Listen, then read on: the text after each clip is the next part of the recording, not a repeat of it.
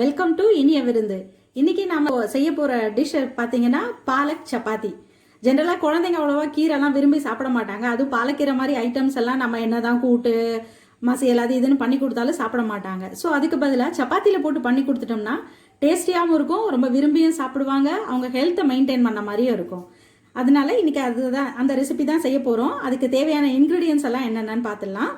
நான் வந்து ஒரு முழு கட்டு பாலக்கீரை வாங்கி அது பாருங்க இந்த மாதிரி காம்பெல்லாம் எடுத்துட்டு நீட்டாக, அந்த காம்பு இருக்கும் இல்லைங்களா, நீட்டாக அதெல்லாம் எடுத்துட்டு கழுவி சுத்தம் பண்ணி எடுத்து வச்சிருக்கேன். இது வந்து ஒரு முழு கட்டு கீரை அப்படியே எடுத்து வச்சிருக்கேன். அதுக்கு தேவையானது ஒரு 3/4 கிலோ அளவுக்கு கோதுமை மாவு எடுத்து வச்சிருக்கேன். அது கூட இந்த கீரையை நம்ம வேக வச்சுட்டு அரைச்சி யூஸ் பண்ண போகிறோம். இந்த கீரையை வேக வைக்கும்போது இது கூடவே ஒரு 10 நம்பர் பூண்டு, ஒரு சின்ன துண்டு இஞ்சி, இதெல்லாம் இந்த கீரையோடய போட்டு வேக வச்சு அரைச்சி மாவில் சேர்த்துப்போம்.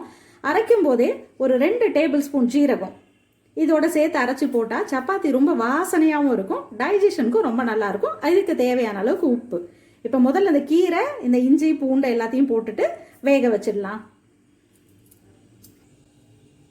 தண்ணி நம்ம ஏற்கனவே போட்டு வச்சிருக்கோம். தண்ணி நல்லா சூடாயிட்டு இருக்கு. இதில் ஃபர்ஸ்ட் இந்த ஒரு 2 துண்டு இஞ்சி, இந்த ஒரு 10 பல்லு பூண்டு சேர்த்துடுறேன். சேர்த்துட்டு தெரியுதுங்களா தண்ணியில், இது கூட இந்த கீரையெல்லாம் சேர்த்துக்கலாம். சேர்த்துட்டு ஜஸ்ட் ஒரு 2 நிமிஷம் இருந்தாலே போதும், நல்லா குக் ஆகிடும்.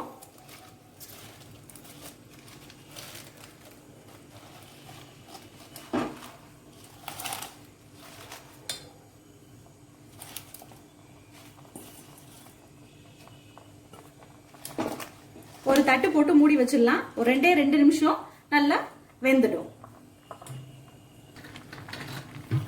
பாருங்க 2 நிமிஷம் ஆயிடுச்சு. கீரை நல்லா வெந்திருக்கு. இந்த அளவுக்கு வெந்ததுன்னா போதும். ஒரு 2 நிமிஷம் குக் ஆச்சுனாலே போதும். அதுக்கு மேல ரொம்ப வேக விட்டீங்கன்னா கீரையில இருக்க சத்தெல்லாம் போயிடும். இதை என்ன பண்ணணும், இப்போ இந்த கீரையை எடுத்து பிளேட்ல வச்சு ஆற வச்சுட்டு, இந்த தண்ணி இருக்கு பாத்தீங்களா, அந்த தண்ணியை வேஸ்ட் பண்ணாதீங்க. இதுல அவ்வளோ சத்துக்கள் இருக்கும். ஆற வச்சு இதையே அப்படியே மாவுல கலந்து நம்ம மாவு பிசையறதுக்கு யூஸ் பண்ணிக்கலாம். இப்போ ஸ்டவ் ஆஃப் பண்ணிட்டு கீரையை ஒரு பிளேட்டுக்கு மாத்திட்டு ஆற வச்சிடலாம்.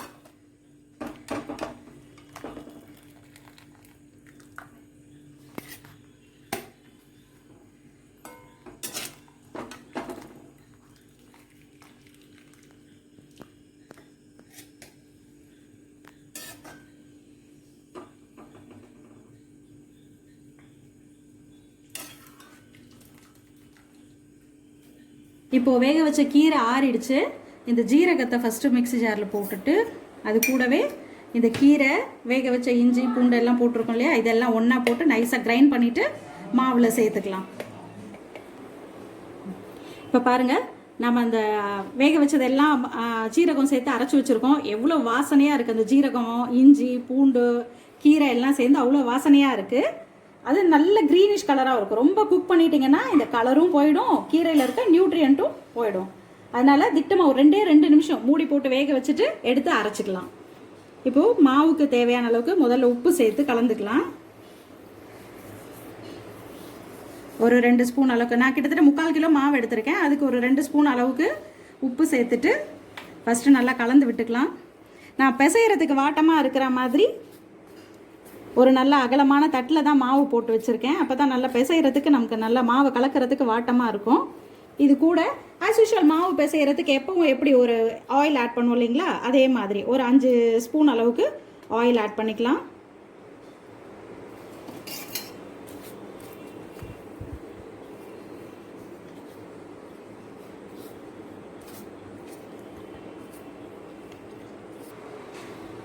எண்ணெய்லாம் போட்டு கலந்துட்டு இந்த கீரையை இதோட ஆட் பண்ணிக்கலாம்.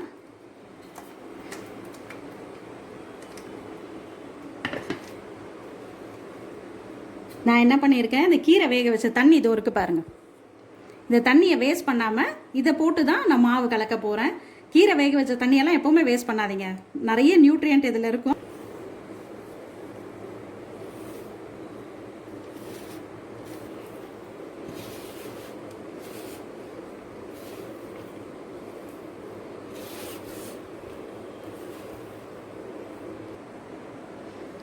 மாவு நல்லா அருமையாக பிசைஞ்சு வச்சுட்டோம். இது பாருங்கள் எவ்வளோ நல்லா க்ரீனிஷாக, அந்த கீரையோட க்ரீன் கலர்லேயே ரொம்ப நல்லா இருக்குது. அதுவும் ஜீரகத்தோட வாசனை அவ்வளோ மாவே வந்து ரொம்ப வாசனையாக நல்லா இருக்குது. இது ஒரு 15 மினிட்ஸ் போல் ஊற விட்டுடலாம். மாவு நல்லா ஊறினா தான் சப்பாத்தி நல்லா சாஃப்டாக இருக்கும். நான் அந்த கீரை வேக வச்ச தண்ணியே தான் போட்டு மாவு பிசைஞ்சிருக்கேன். வேஸ்ட் பண்ணக்கூடாது இல்லையா, அதனால் எப்போவுமே நீங்கள் கீரை வேக வைக்கும்போது திட்டமான அளவு ஒரு அரை டம்ளர் போல் தண்ணி வச்சு அதில் வேக வச்சுட்டு எல்லாத்தையும் ஒன்றா போட்டு அரைச்சி அந்த தண்ணியை வேஸ்ட் பண்ணாமல் மாவோட சேர்த்து கலந்துக்கோங்க. இது ஒரு 15 மினிட்ஸ்க்கு அப்புறமா நம்ம சப்பாத்தி போட்டுக்கலாம். பாருங்கள், நம்மளோட பாலக் சப்பாத்தி மாவு அட்டகாசமாக ரெடி ஆகிடுச்சு. நல்ல வாசனையாக இருக்குது. நான் கிட்டத்தட்ட ஒரு ½ அன் ஹவர் போல் ஊற விட்டேன். மாவு நல்லா இப்போ சாஃப்டாக இருக்குது. இப்போ நம்ம சப்பாத்தி பண்ணிக்கலாம். நான் ஒரு சின்ன மீடியம் சைஸ் பால் எடுத்திருக்கேன். எடுத்துகிட்டு நான் சப்பாத்தி போட்டுடுறேன். இப்போ ஃபஸ்ட்டு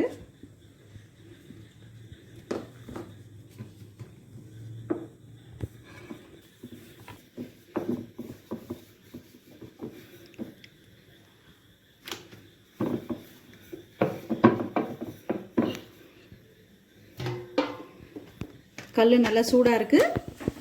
கல்லில் போட்டுடலாம். அதுக்குள்ளார அடுத்த சப்பாத்தியை தேய்ச்சி வச்சுக்கலாம்.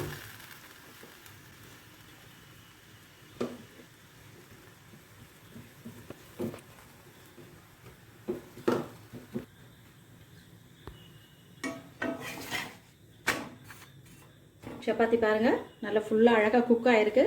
நல்லா குமிழ் குமிழாக உப்பி வந்திருக்கு. ரொம்ப சாஃப்டாகவும் இருக்குது. இதை எடுத்துகிட்டு அடுத்த சப்பாத்தியை போட்டுடலாம். பாருங்கள், 2 சைடும் நல்லா குக் ஆகிடுச்சு. எடுத்துடலாம். இந்த அளவுக்கு இது குக் ஆனாலே போதும். ரொம்ப குக் ஆனாக்கா அந்த ஒரு மாதிரி கசந்து போன வாசனை வரும், டேஸ்ட்டும் மாறிடும். அதனால் நம்ம ஏற்கனவே கீரையை வேக வச்சுருக்கோன்றதுனால இந்த அளவுக்கு குக் ஆனாலே போதும். எடுத்துடலாம்.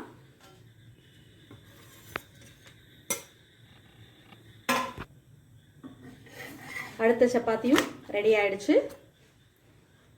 இப்போ சர்வ் பண்ணிடலாம். நான் இந்த சப்பாத்திக்கு இப்போது ஒரு டேஸ்டியான மட்டர் பன்னீரோட சர்வ் பண்ணியிருக்கேன். டேஸ்ட் பண்ணி பாருங்கள். மட்டர் பன்னீரோட வீடியோ மேலே ஐ பட்டன்லேயும் கீழே டிஸ்கிரிப்ஷன் பாக்ஸில் லிங்க்கும் கொடுத்துருக்கோம். மறக்காமல் அந்த வீடியோ ஓப்பன் பண்ணிவிட்டு ரெசிபியை பார்த்து என்ஜாய் பண்ணுறதோட இல்லாமல் பிரேக்ஃபாஸ்ட்டுக்கோ டின்னருக்கோ பாலக் சப்பாத்தி வித் மட்டர் பன்னீர் ரெண்டும் சேர்ந்து காம்போவாக செஞ்சு ஜாலியாக என்ஜாய் பண்ணுங்கள். மட்டர் பன்னீருக்கும் ஆலு சப்பாத்திக்கும் அட்டகாசமான காம்பினேஷன். ட்ரை பண்ணுங்கள். ட்ரை பண்ணி உங்கள் டேஸ்ட்டு, உங்கள் கமெண்ட்ஸ் எல்லாத்தையுமே அப்டேட் பண்ணுங்கள், ஷேர் பண்ணுங்கள், லைக் பண்ணுங்கள், கமெண்ட் பண்ணுங்கள்.